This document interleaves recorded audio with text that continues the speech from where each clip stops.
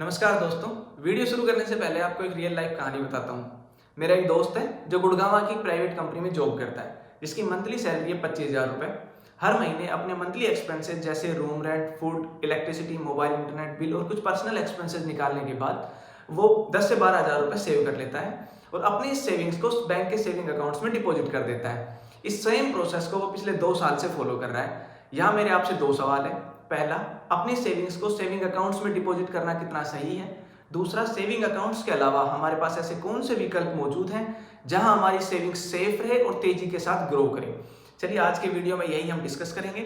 मैं पवन यादव, हमारे YouTube channel be wealthy में आपका स्वागत करता हूं।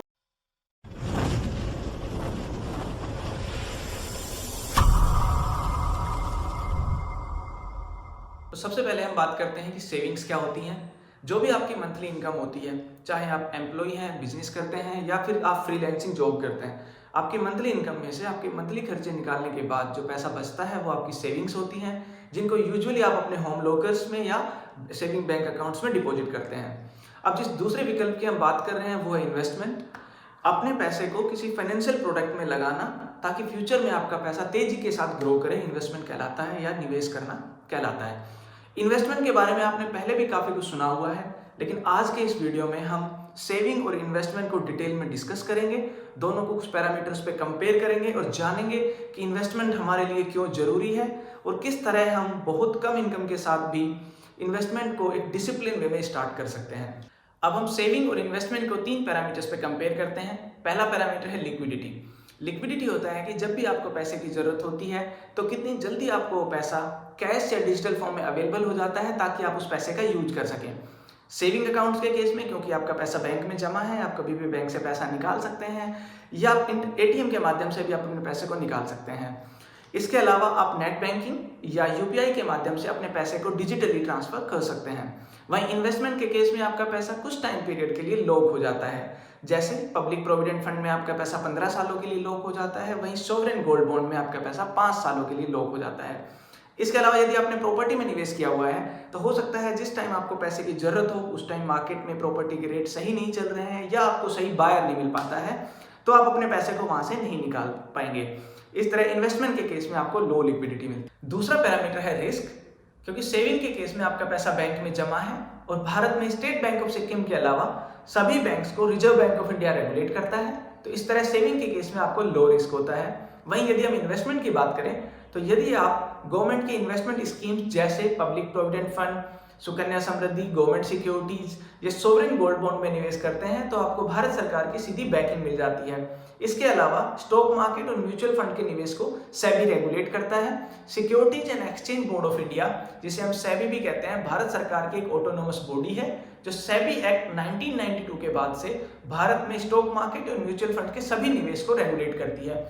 इस तरह इन्वेस्टमेंट के केस में भी आपको लो रिस्क मिलता है, लेकिन क्योंकि आपका ये इन्वेस्टमेंट किया हुआ पैसा मार्केट के उतार चढ़ाव पर निर्भर करता है, इसलिए इन्वेस्टमेंट को हम हाई रिस्क कैटेगरी में रखते हैं। तीसरा पैरामीटर है रिटर्न, यानी आपके पैसे की ग्रोथ रेट कितनी है। इसको हम एक उदाहरण से समझते हैं।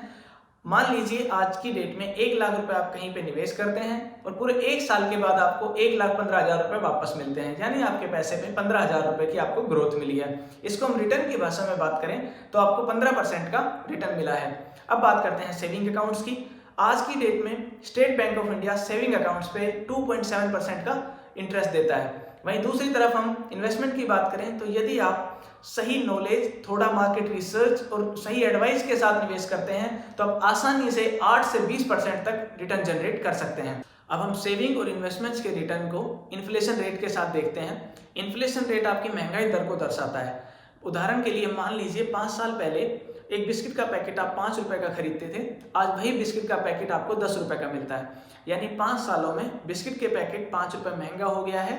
या दूसरे शब्दों में कहें तो 5 रुपए की जो परचेजिंग पावर है वो 5 सालों में कम हो गई है। अब हम उस 5 रुपए से बिस्किट का पैकेट नहीं खरीद सकते हैं।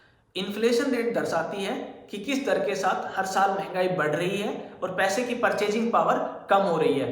हमारे देश में एवरेज इन्फ्लेशन रेट 6% है, यानी 6% की दर से हमारे देश में पैसे की परचेजिंग पावर एवरी ईयर कम होती जाती है।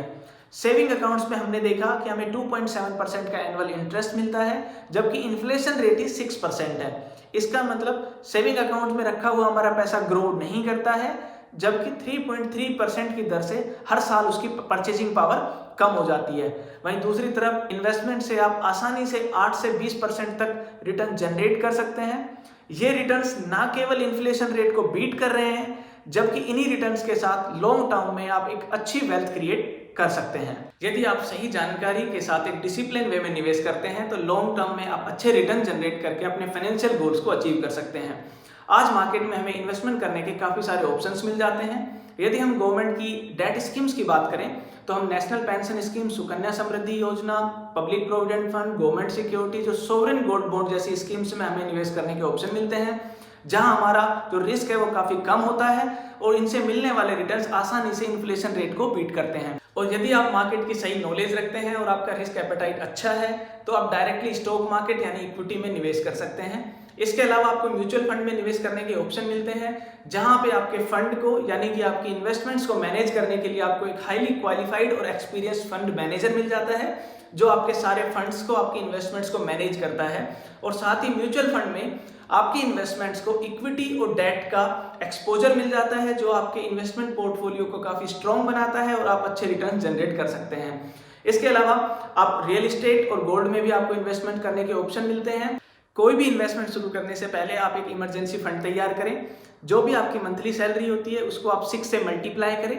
जो भी अमाउंट बनता है इतना पैसा आप हमेशा अपने सेविंग अकाउंट्स में रखें, ताकि जो भी आपकी लाइफ में होने वाली इमरजेंसीज हैं, जैसे मेडिकल इलनेस, कोई एक्सीडेंट या सडन जॉब लॉस के केस में आप उस पैसे का यूज कर सकें। इमरजेंसी फंड को अपने सेविंग अकाउंट्स में रखने के बाद आप अपनी सैलरी को 50, 30 और 20 के 3 हिस्सों में डिवाइड कर सकते हैं, जहां आपके सैलरी का 50% हिस्सा आपके नीड्स या नेसेसिटीज को पूरा करने में आप यूज कर सकते हैं। आपके नीड्स या नेसेसिटीज ऐसे खर्चे हैं जिनको आप बिल्कुल भी अवॉइड नहीं कर सकते हैं, जैसे आपका रूम रेंट है, इलेक्ट्रिसिटी बिल है, फूड एंड ग्रोसरी, आपके बच्चे की school fees, transportation and medical expenses.